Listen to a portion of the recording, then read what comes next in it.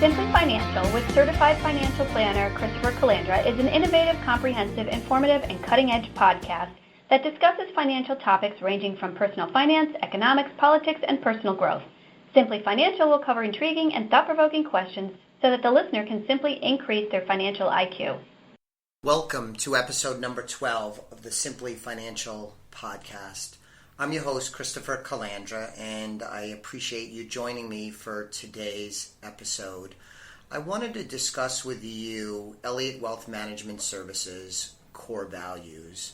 So to begin with, Elliott Wealth Management Services is a financial planning investment advisory firm, and we work with individuals, families, and small business owners on a whole host of financial planning, investment management related issues. Things ranging from investment planning, retirement planning, college planning, efficient tax strategies, estate planning assistance, things of that nature. And we have offices in Connecticut and Florida, 2 offices in Connecticut, 1 in Florida. So our team, the different folks that work with us, are not in the same office every single day. So what we've come up with is a list of core values that I wanted to share with you. But first, I wanted to talk a little bit about a mission statement. Mission statement is very popular. Business consultants often want you to have a mission statement.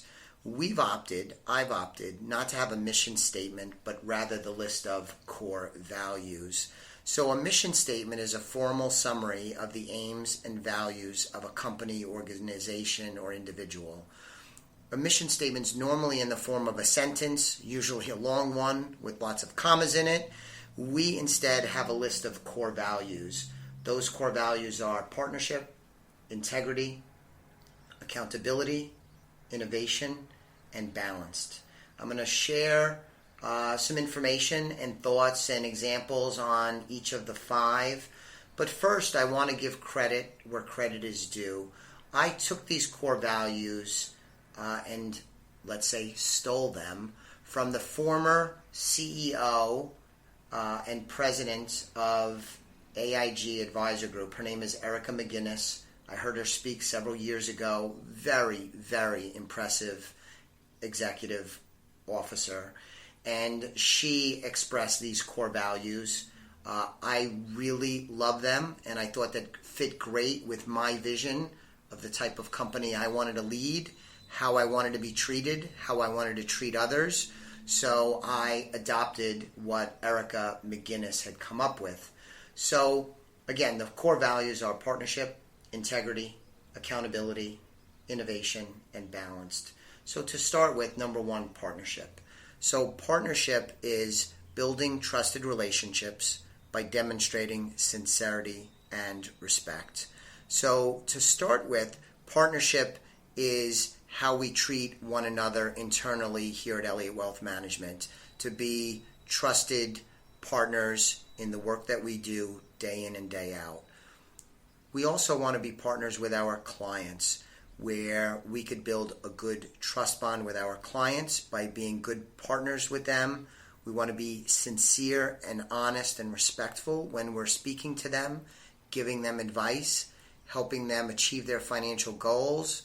Many times we're helping them through difficult periods, might be death, divorce, job changes, what have you. So we want to have good partnerships with each other and our clients.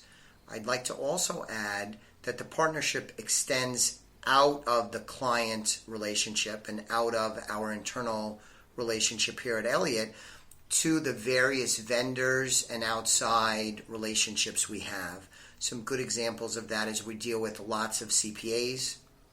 We deal with attorneys, especially estate planning attorneys. We also have lots of vendors at the different investment companies, insurance companies, and outside consultants that we have. And we want to have good partnership relationship with them. We want to have trusted relationships with them. And we want to treat them and be treated respectfully and have honest communications. So that's number 1, partnership. Second is integrity. Speak the truth and do the right thing. Now, I know this might sound so basic and so commonsensical that it's silly to have it in a core values list.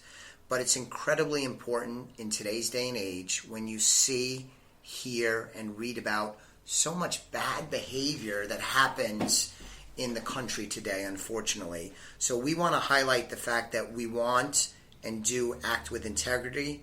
We speak the truth and we do the right thing. We do that between one another. We do it with our clients, and we do it with others that we come into contact with in the course of doing business. I think having integrity is important in all aspects, but we are in a very special position in people's lives. We're trusted with very important information. We're trusted with, in many instances, lots and lots of money. And even for clients that may not have lots of money today, it's still an important amount of money for them. And they want to deal with individuals and a firm that provides integrity in everything they do. And that's what we strive to do for each other and for our clients. So we've talked about partnership. We've talked about integrity. I want to talk about accountability next. Accountability is demonstrate ownership and collaboration. If you can picture our workload here at Elliott Wealth Management, is much of the work gets done is not the type of project work that takes hours, days, or weeks. We tend to have very, very long list of things to do, but many of the items on that list of things to do only takes minutes or a couple of hours to do. So most of us, again, have very long list of things to do. So my view with the employees that work with me, the team members, is you have to be empowered to keep organized your list of things to do. You have to be empowered to prioritize those lists of things to do and to be trusted to work through your to-do lists in a very efficient, effective way, and to be flexible because things are changing on a regular basis depending on who calls, who emails, what might be happening in the market, what might be on my schedule. And to be able for them to do this effectively, they need to be accountable. I've been blessed over these last couple of years to have a team around me that are incredibly hardworking, smart, and accountable for the work they do to get it done. So, for example, if I were to assign a task to someone, they're empowered to get that task done. Now, if they run into a snag, which sometimes happens, they are also empowered to figure out how to overcome the snag. They also, in some instances, may need some help from me or somebody else, and they are empowered to do that as well.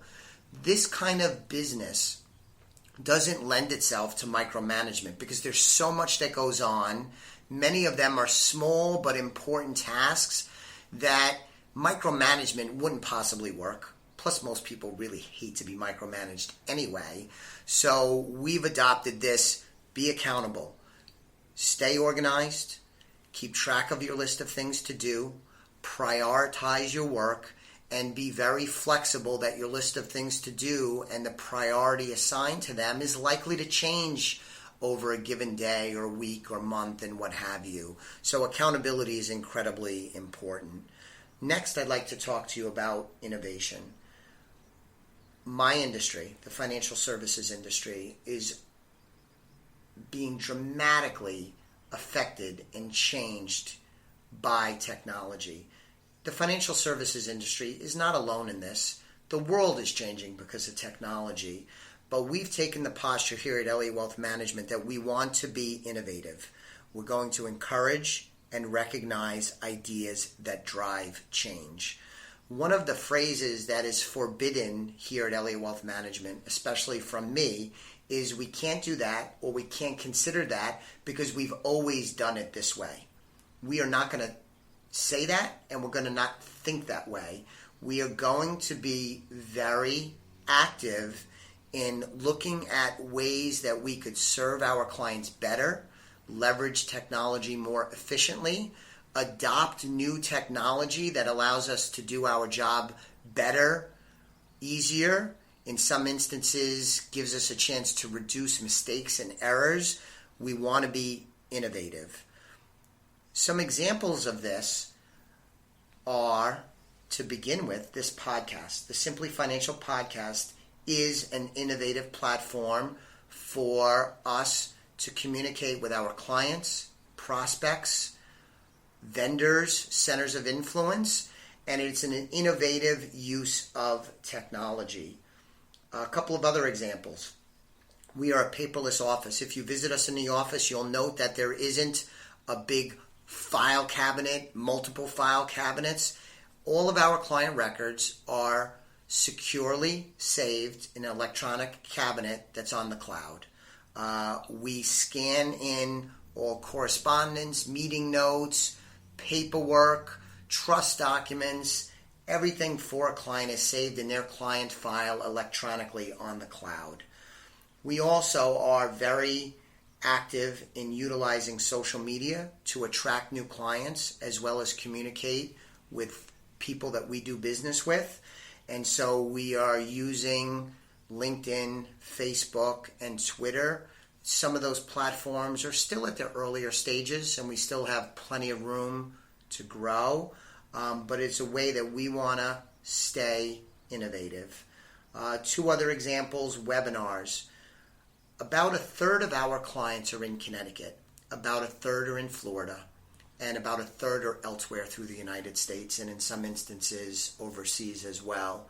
And so we, over the last couple of years, have begun using webinars as a way to do review meetings with existing clients, because we may not be able to physically be with our client. We still want to communicate with them to monitor their plan, to check in with them about changes going on in their lives, and to update them on what's going on in terms of the responsibilities we have in their financial planning.